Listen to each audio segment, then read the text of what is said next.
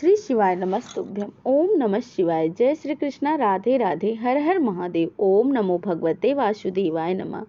जय श्रीमन नारायण। दोस्तों, पितृपक्ष की पौराणिक कथा आइए चलिए सुनते हैं। श्री कृष्ण भगवान ने कहा कि आत्मा कभी नहीं मरती, बस शरीर से एक दूसरे शरीर बदलती है। इसीलिए आप अपने पूर्वजों को जब भी कुछ अर्पित करते हो तो वो उन्हें मिलता है। इस कथा के अनुसार महाभारत के दौरान कर्ण की मृत्यु हो जाने के बाद जब उनकी आत्मा स्वर्ग में पहुंची तो उन्हें बहुत सारा सोना और गहने दिए गए।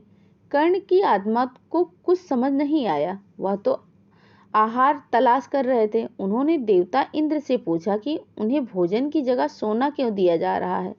तब देवता इंद्र ने कहा, कर्ण को बताया कि उसने अपने जीवन काल में सोना चांदी ही दान किया है, लेकिन अपने पूर्वजों को कभी भी खाना दान नहीं किया है। तब कर्ण ने इंद्र से कहा, उन्हें यह बात ज्ञात नहीं था कि उनके पूर्वज कौन थे और इसी वजह से वह कभी उन्हें कुछ दान नहीं कर सके। इस सब के बाद कर्ण को उनकी गलती सुधारने का मौका दिया गया और 16 दिन के लिए पृथ्वी पर वापस भेजा गया, जहां उन्होंने अपने पूर्वजों को याद करते हुए उनका श्राद्ध कर उन्हें आहार प्रदान किया, तर्पण किया। इन्हीं 16 दिन की अवधि को पितृपक्ष कहा गया। अतः इस कथा को पढ़ने अथवा सुनने का बहुत महत्व है। क्या आप जानते हैं पितृपक्ष की पौराणिक कथा क्या है? पितृपक्ष की पौराणिक कथा के अनुसार जोगी और भोगे दो भाई थे।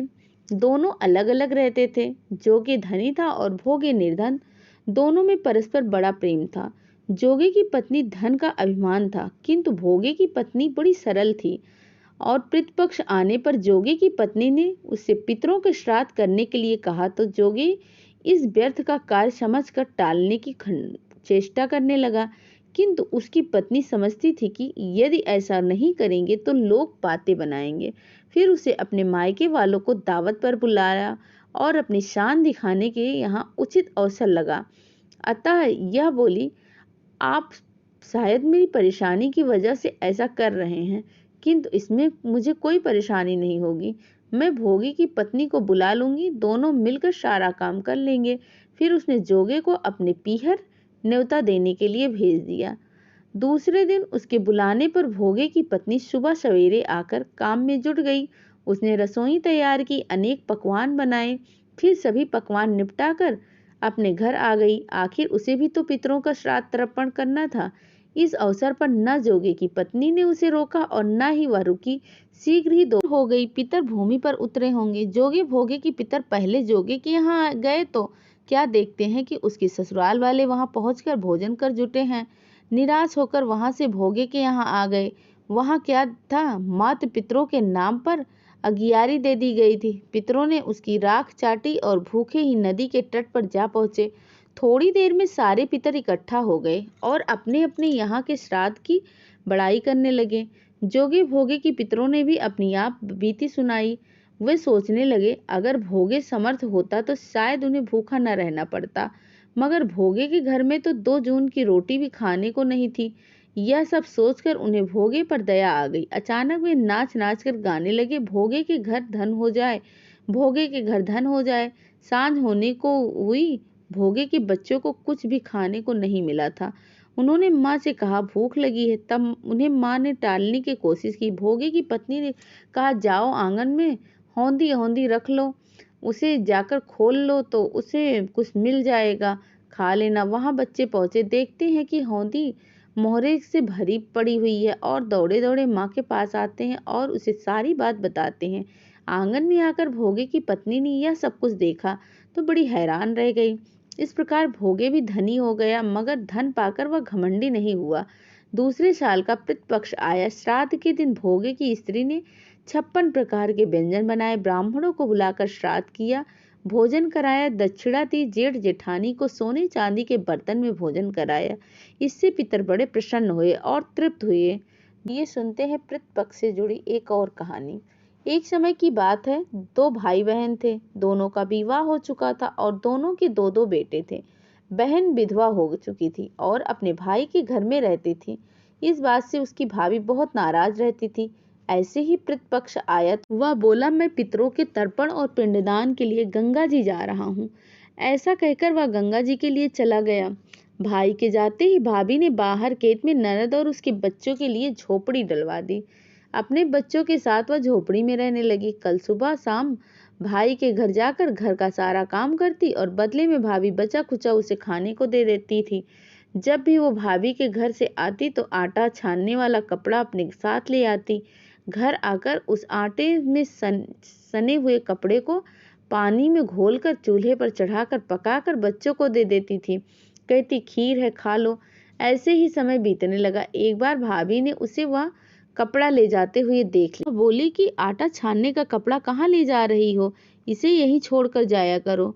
उसने वैसे ही किया। उस दिन भाभी ने उसे बचा खुचा भोजन भी नहीं दिया और बोली, कल आपकी माँ का श्राद्ध है, बिना बुलाए मत आना। आंगन में लगा यह पीपल का पेड़ अगर अपनी जगह से हिले तभी आना। यह सुनकर बहुत दुखी हुई और रोती रोती अपने घर चली गई। घर पहुंची तो बच्चे बोले, माँ भूख लगी है, कुछ खाने को दो। वह बच्चों को बोली, बेटा आज हम सब का उपवास है, भूखे ही सो जाओ। अगले दिन बच्चे बोले, मामी ने कहा था कि आज नानी का श्राद्ध है, तो चलो बाहर चलते हैं। तो वह बोली, बेटा मामी ने कहा था कि आंगन का पीपल का पेड़ अगर अपनी जगह से हिले तो आ जाना।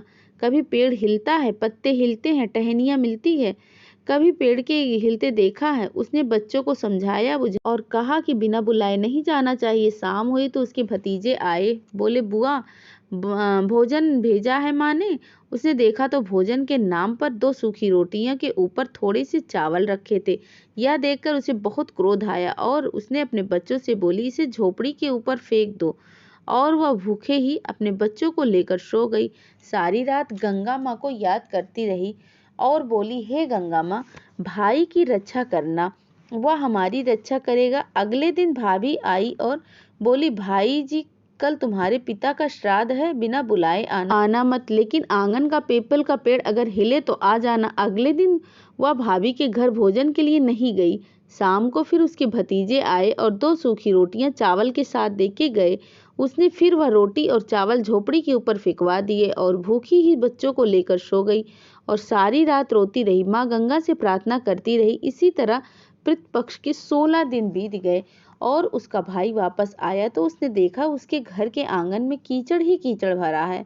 वह अपनी पत्नी से पूछने लगा, यह कैसा कीचड़ है, मेरी बहन और भांजे कहाँ हैं? तो उसकी पत्नी बोली, श्राद्ध के पूरे 16 दिन तक मैंने तुम्हारी बहन और भांजे के पर कच्चे दूध से धोए, ये यहाँ पर कीचड़ हो रहा है। तुम्हारे पीछे से मैंने उनकी खूब सेवा करी, खीर पूड़ी खिलाई, फिर भी वह मुझसे नाराज होकर खेत में झोपड़ी डालकर रह रही है।